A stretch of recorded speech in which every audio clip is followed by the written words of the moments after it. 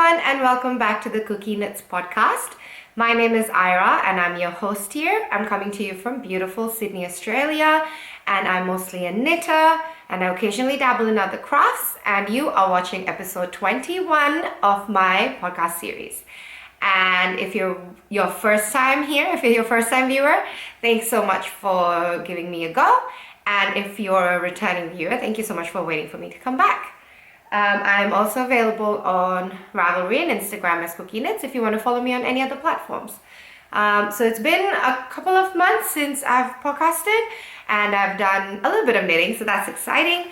And I had a little fun project vlog out in the middle, so if you haven't already watched it, that's there on my channel for you to watch. Otherwise, let's get straight into it. So my first finished object, as well as what I'm wearing today, is the Milo jumper, and this is a design by my friend Vera Marcu. So I'll quickly show you.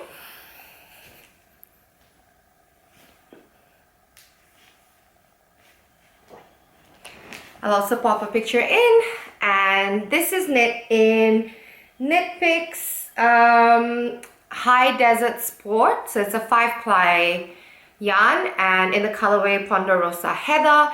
And this yarn is mostly merino with a small little bit of rambouillet blended in. So it's a non-superwash merino and rambouillet. Wait, I remember somebody saying it's pronounced as rambouillet. It's blended in. So I finished this. If you watch my previous podcast, you will know that I actually test knit this sweater pattern for my friend Vera. And I said that the cabling after the split is all done on the wrong side, which it's not. I was just working off of an old draft of the test, so it turns out even for the test it was not done from the wrong side.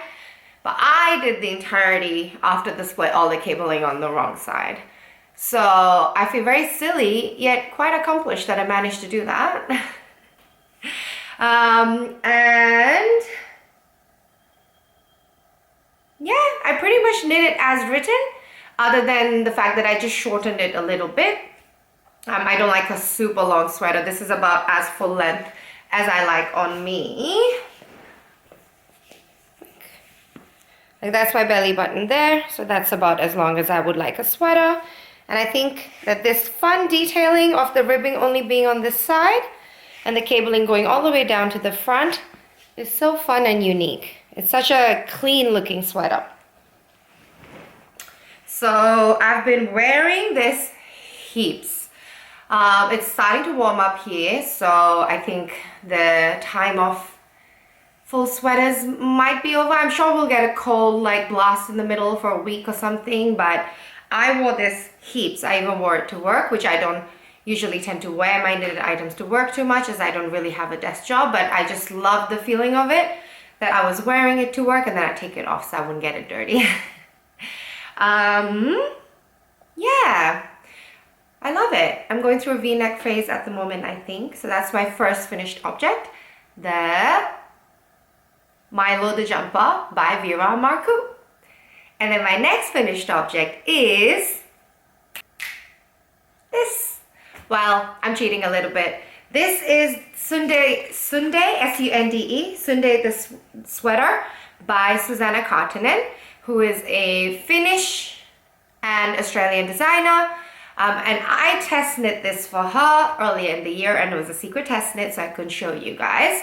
However, it's been released to the world, and this design is going to be in Laine's latest special edition magazine, but it's more like a single, like it's a book.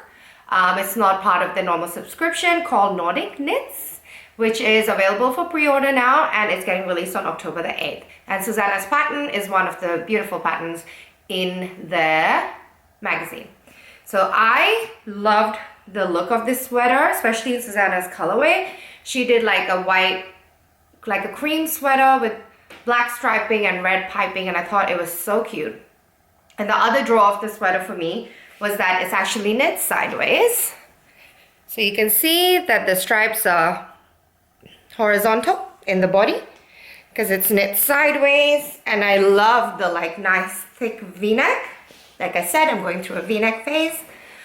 However, I wanted to try and use yarn from my stash, which I did. This is an all stash project, and it was a 4-ply. It was a 4-ply sweater, so I'm really happy because I managed to use up quite a bit of yarn on this. The main color is Ulla and Leah, and it's a 4-ply camel, like baby camel yarn, which has been dyed naturally using Weld. So it's Ulla and Leah 4-ply baby camel in natural Weld. This yarn was a gift / reject from Vera's stash because she didn't like the feel of the camel, but I like it, so she gave it to me.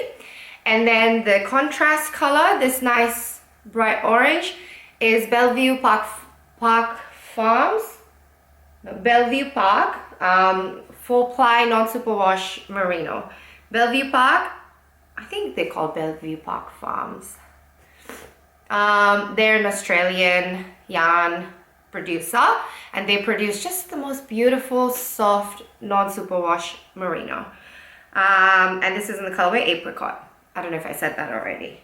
And then the contrast color is just a little bit of Knit Mix palette, which is also 4-ply pure wool yarn in the colorway Asphalt Heather, because I thought black would ground the rest of this funky color combination quite well. And you can see that it's pilling quite a bit. I've heard people say that the Bellevue Park Farms yarn pills, which I'm not surprised because it's literally the softest thing. But it's pilling a bit, and I think it's because I have worn this. This is probably the most worn sweater this year, all through winter. And it was really hard because I had to be careful and make sure I didn't post anything while I was in this, and I just love it so much. The combination of the fact that it's a soft yarn and the fact that I have worn it so much, I think is why it's pilling a little bit, but that's okay. I think that's just the drawback of using very soft yarns, that you will get pilling. I have a debubbler, I will debubble it, and it'll be good as new. So I'm very happy with this. Oh my gosh, I love it. I really want to make another one in like a more classic colorway. I actually love Susanna's colors. The classic black and white with the red piping is so cute. I also kind of want one in all pinks. And this sweater was a lot of purling, but I just thought it was so fun how the mat lined up.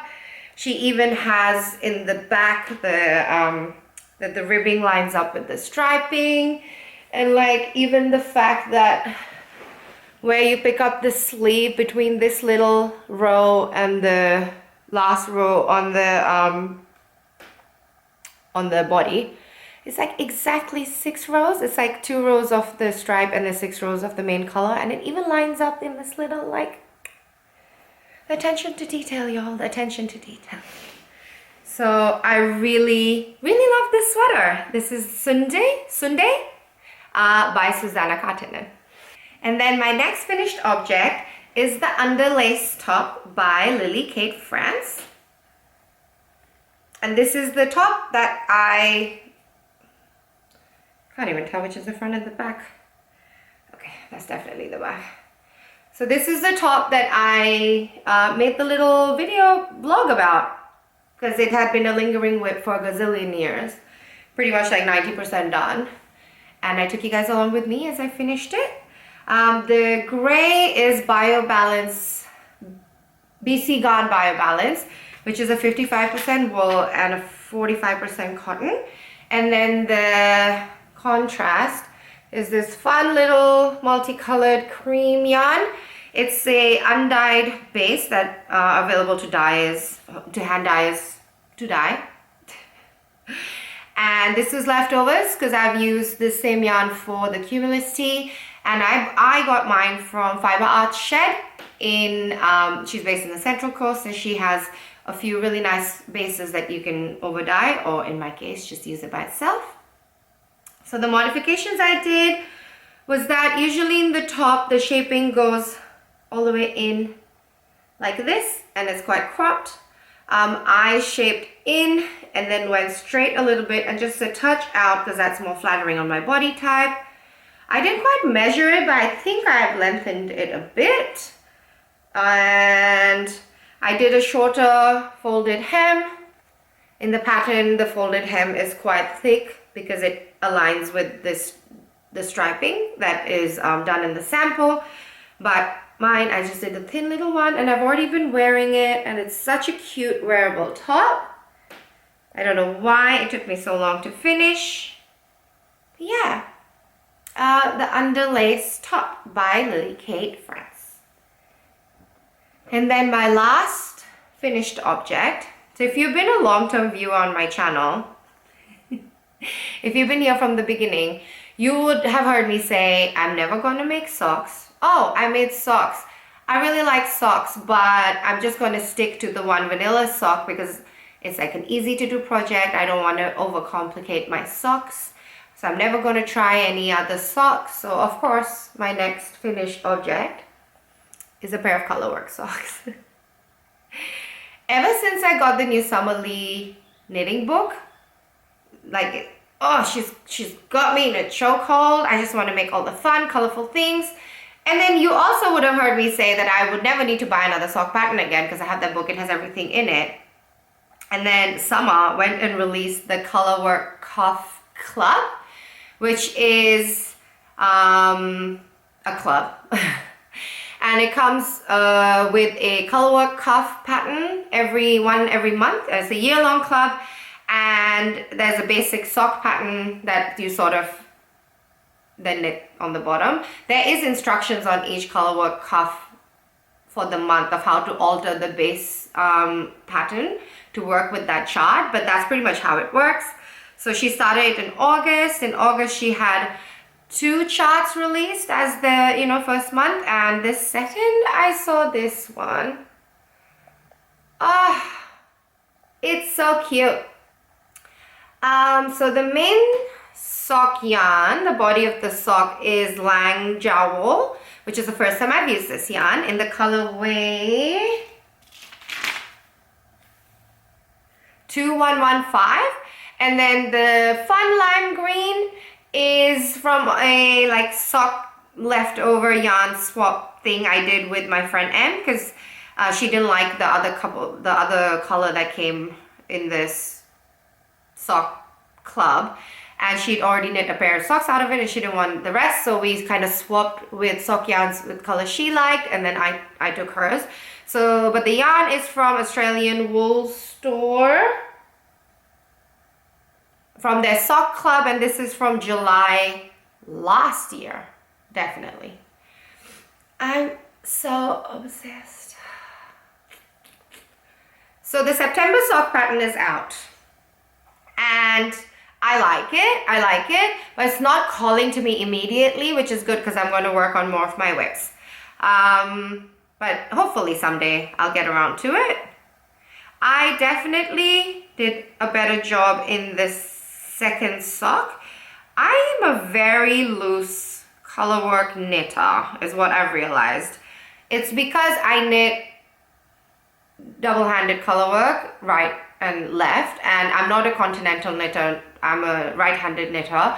So I find it really hard to tension the yarn on the left. So I usually just tend to leave it loose and just like pluck it without lifting my index finger up. I'm just holding it like this and the yarn's wrapped around there loose, and I pluck it, and I think like, I don't know if it's that or it's the right hand that I tend to be really loose on anyways. You can see, maybe you can't see, around like this area that the stitches are quite loose and distorted. So I was pretty good on the flower, but then on the stem it got all wobbly. Like, I hope you can see that.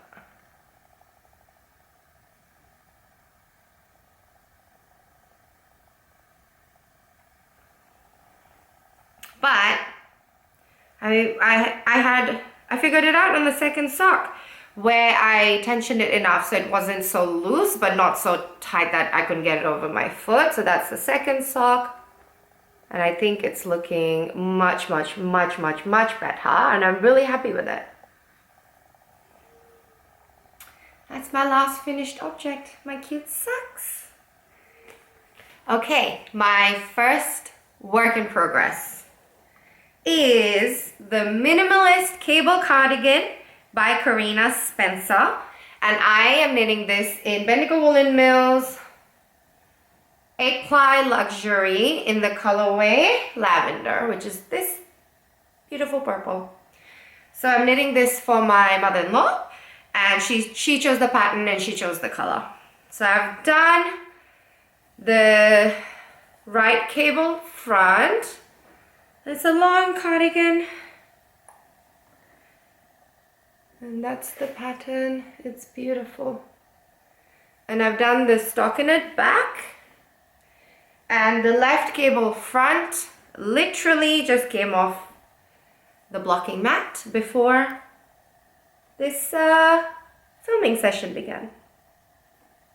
So I learned how to crochet the seams closed, and I tried to do a shortcut and seam it shut before I blocked the pieces, and it didn't work because it actually shrunk a lot of the length out of it.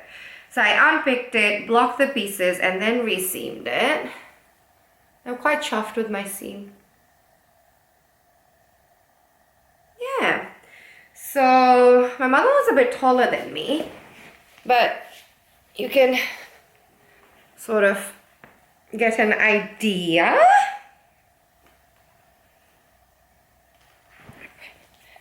So it's sort of down to my upper thigh.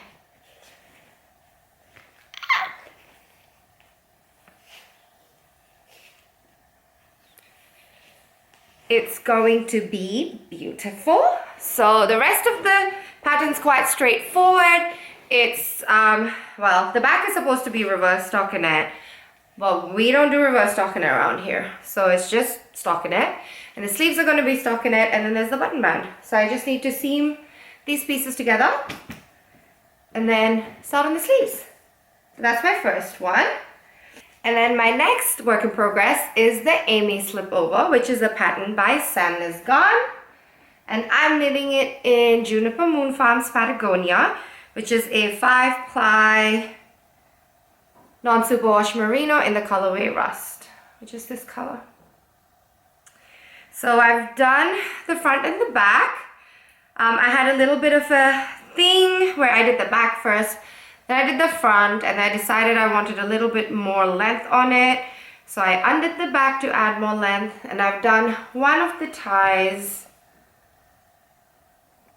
which is never-ending ribbing, if I may say so. And I've picked up the other ribbing, so that's where I'm on. And then for the neck, I don't think I'm going to do as big of a cowl neck as in the pattern. Because it's unblocked and the ribbing on the front and the back is really scrunched up. I don't know. I don't know if I like how it's looking, which is a very scary thought to have after doing all of this ribbing. But I shall hold my judgment till it's finished and blocked, because I love how it looks on everybody else, and I don't see why mine would look any different. Yeah, I'm nervous. Before I knit this, I was like, oh, I want so many in so many colors. And I don't know, like I do love wearing a vest. So let me see how it works out, because if it looks really good, like I would want more and more colors, but I don't know if I can handle all this. I usually don't mind flat knitting, and I usually don't mind ribbing, but something about the way this is constructed, or it's just like there's no respite from the purling and the ribbing. It's a bit of knitting, and I don't know how I feel about it. I shall hold judgment till I'm finished. And then my next work in progress is the Moonset Tee by Hayley Smedley.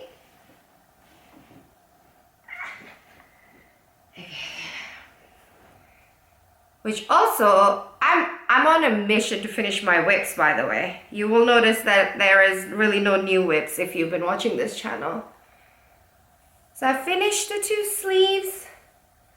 I have 3 skeins of this yarn, which is the Natural Yarn Co. 4-ply Superwash Merino in the colorway Minamura.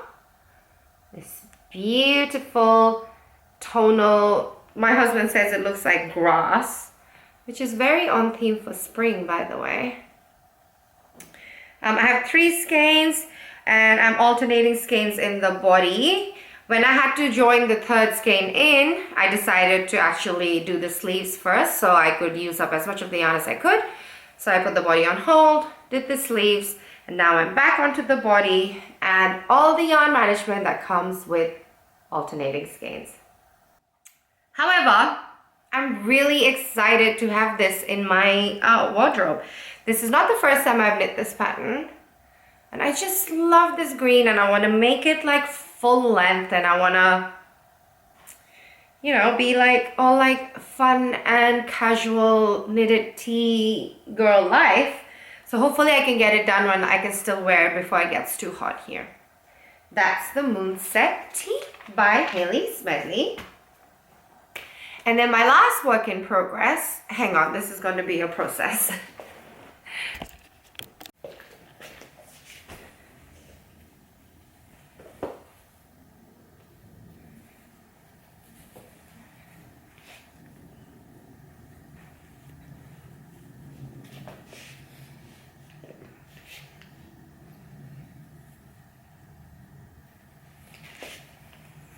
This Sweet Shop Blanket by Laura Penrose. So this is my advent calendar project from last year. I made an advent myself. I've added in scraps and the contrast color is Bendigo Woolen Mills Woodlands in the colorway River Sand, which is this beautiful rainbow speckly yarn, which is also in classic Bendigo style, not available anymore, it's discontinued. So when I started up this project, I was knitting it for a throw, and then my husband said, oh, that's lovely, is it for the bed? And now it is for the bed. I've converted it into a queen size bed project, which is 12 squares wide and 14 squares high. That's 168 squares, and I have just finished square 70, which means I am about 40% of the way through the blanket. I have a couple of problems with this project. Firstly, I use Holst, which has spinning oil in the yarn, so it really needs a good wash. And my blanket is going to be huge. So the next row after I finish will be halfway through the blanket. I'm thinking of knitting this blanket in 2 halves. Laura, also has another pattern out called the Sweet Shop Blanket, which has the same edging done. And that one is done in blocks where you like then crochet seam them together. So I'm actually thinking of knitting this blanket in 2 pieces so that I can actually wash the spinning oil out and then seaming it into one blanket. And once the oil's out, if I need to wash it, I should be able to put it on a light wool cycle in the machine in one piece and lay it flat in my garden. I think so. However, for the first wash, I'm a bit nervous about doing that. I think I need to use like warm water, a little bit of dish soap to get the oil out. So I think I'm going to knit this in 2 pieces and then put it together. But isn't it just so cute? I love it. I can't wait. The weather's warming up, so it'll be perfect to get one more row done so that as it's warmed up, I'm back onto a smaller blanket. That would be great. The one tip I have for if you're doing this blanket is as you finish each square, weave the ends in. You will have, on average, for each color triangle. 1, 2, 3, 4, 5. 5 squares, 5 ends. And then for the white part, you will have 1, 2, 3. So you will have at least 8 ends per square, or at least on the square that you do for most of the pattern. I can't remember if the edging squares have anything different. So just weave the ends in as you go, or you will go crazy. That's it. That's all my works in progress. So acquisitions. I've been on a no-buy for a little bit, but since I haven't filmed in a long time, actually have some acquisitions to still show you from before. I bought 2 project bags from Mickey and Lou. Mickey and Lou is probably my favorite bag maker. So she does not specifically make these for knitting projects. I think they're just called the large pouches on her website, but she's an amazing sewist. And I came across her in a market a few years ago, and she does have a couple of project bags, and she did send me one as a gift earlier, which I've shown on this channel before. But I had been eyeing her, especially the shibori indigo dyed fabric bags, for ages. And I finally got some. And they're double lined in linen. And the back is this like waxed canvas, and they're really good size. And they have a really sturdy metal zip mouth. So the only downside of it not being created specifically for knitting projects is if you put the yarn in there and you pull out, it will snag on this. However, I just take the yarn out and I put it on top of the bag, and then I knit off of it because I just love her fabrics so much. And that's the other one, this little, is that a galah or a cockatoo? I'm a very bad Australian. However, he's very handsome and cute, whatever he is. And the back is this waxed brown canvas. And they fit a really good size project. Very happy with these. Happy to add it to my collection. And then the next acquisition of mine is one that I asked my friend Vera to bring back for me from Bendigo, because I did not go to Bendigo this year, but she did. And I asked her to bring me another yarn baby. So the yarn babies are from this collective called Northeast Yarns. And they're a Victorian farmers collective, and they grow Corriedale. And they have their own yarns. They sell them in these huge chunks. Vera said this was on the last ones. That's why it looks a little bit bedraggled. But you know what? All babies are beautiful in the eyes of its mother, aka me.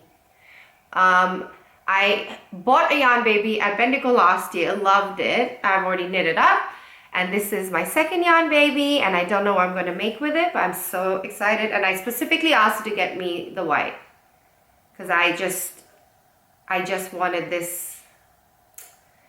They only do natural colors, so there's not that many colors available. And then I think the next one that I want is their chocolate yarn. So I already have a request for next year's baby. It's so nice. So that's my only Bendigo acquisition. Even though I didn't even go to Bendigo, I still managed to get an acquisition. Where there's a will, there's a way, ladies and gentlemen. And then my last acquisition is just a basic white sock yarn from Regia. I got this from Morrison Sons in the city because I want to knit one of the colorwork sock patterns from the Summerlee Knits book, which is right here. Hang on.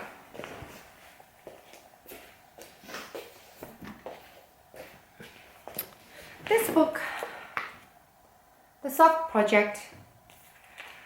And the socks I want to knit are these ones on the cover, the pink ones. Let me find the actual page. They're called the Scandaland socks. And I had all the other colors for it. I just didn't have the white. So I got the white.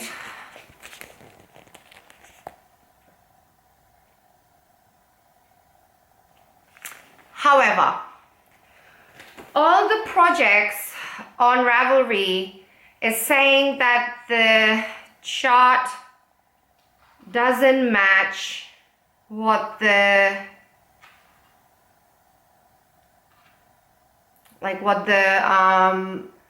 sock is in the picture. And I love how the sock in the picture looks, but they're saying it's not the same chart. So I'm a little bit peeved, let me tell you. And there's been no response from Samali yet. And I'm hoping that she will release an amended chart, or somebody else who has done an amended chart will share it with me. So now that I'm looking at it, yeah, it's not the same at all. Like, this has like spikes, and the chart, it doesn't. Like, it's sort of got a square middle, and then even the little like diamonds here in the chart looks like crosses. It's a completely different chart.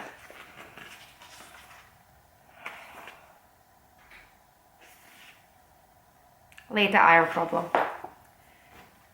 That's all the knitting related stuff. And before we head off, I have a little fun update, knitting adjacent. I hosted my first ever Fibre Flick session on Monday. It's basically a crafting session at the cinemas where they don't turn all the lights off and people can bring their crafting projects. And we watched Notting Hill, and it was so much fun. I really want to thank everybody that came. We had a great turnout, and it wasn't even like, I didn't even know everybody there personally, so word did get out, which is great. It's not just people that are forced to come. And it was so lovely to see the range of crafts. There was a really, really good group, and like, it was such a good atmosphere, and I'm definitely going to do more. So if you are in Sydney, I will be hosting them at Roseville Cinemas, and they will be, I'm hoping, about every 6 weeks to 2 months. We'll see. At least till the end of the year, I think I have about every 6 weeks to 2 months planned. And if you want to be up to date, to know about when the events are going on, what the movies are, you can either follow me on my Instagram, where I will be updating, or you can sign up for my mailing list, which I will try to remember and add the link to in the description thing down below. And you can sign up for the mailing list, and you'll get any new shows and information released straight to your inbox. So that's all from me today. Thank you so much for watching. I hope you enjoyed following along with all my projects, and I will catch you hopefully sooner than later. Bye.